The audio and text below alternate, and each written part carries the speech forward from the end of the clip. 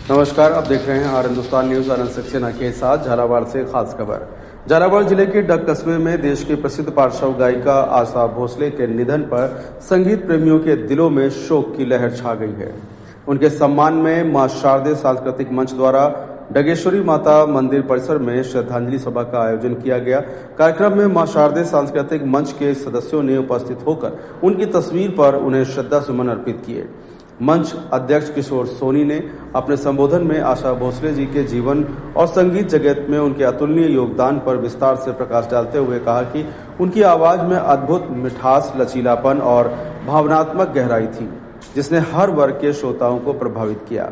उन्होंने कहा कि आशा भोसले जी ने केवल हिंदी ही नहीं बल्कि विभिन्न भाषाओं में गीत गाकर भारतीय संगीत को वैश्विक पहचान दिलाई। उन्होंने आगे कहा कि उनका संगीत समय की सीमाओं से परे है। आज भी उनके गीत उतने ही लोकप्रिय हैं जितने अपने समय में थे। उनकी गायकी में आधुनिकता और परंपरा का अद्भुत संतुलन देखने को मिलता है, जो उन्हें सदैव विशेष बनाता है। किशोर सोनी ने उन्हें भारतीय संगीत की अमूल्य धरोहर बताते हुए कहा कि उनका योगदान आने वाली पीढ़ियों के लिए प्रेरणा स्रोत बना रहेगा। और इस अवसर पर प्रेमी ने अपने उद्बोधन में कहा कि आशा भोसले जी केवल एक गायिका नहीं थी बल्कि वे संगीत की एक जीवित विरासत थी। उन्होंने हर प्रकार के गीत, चाहे वह शास्त्रीय हो, फिल्मी हो या गजल, में अपनी अलग पहचान बनाई।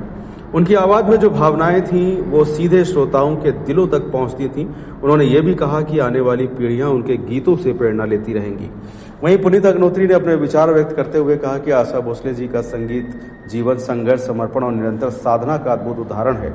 उन्होंने अपने लंबे करियर में हजारों गीत गाकर भारतीय संगीत को समृद्ध किया। उनके गीतों में विविधता और ऊर्जा का अनोखा संगम देखने को मिलता है, जो उन्हें अन्य गायिकाओं से अलग बनाता है।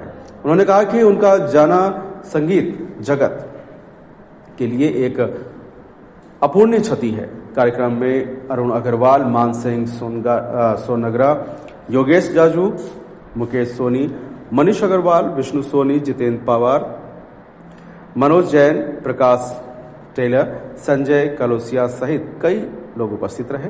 अंत में सभी ने दिवंगत आत्मा की शांति के लिए प्रार्थना किया। फिलहाल आप सुरक्षित रहिए, जुड़े रहिए आर हिंदुस्तान से। नमस्कार।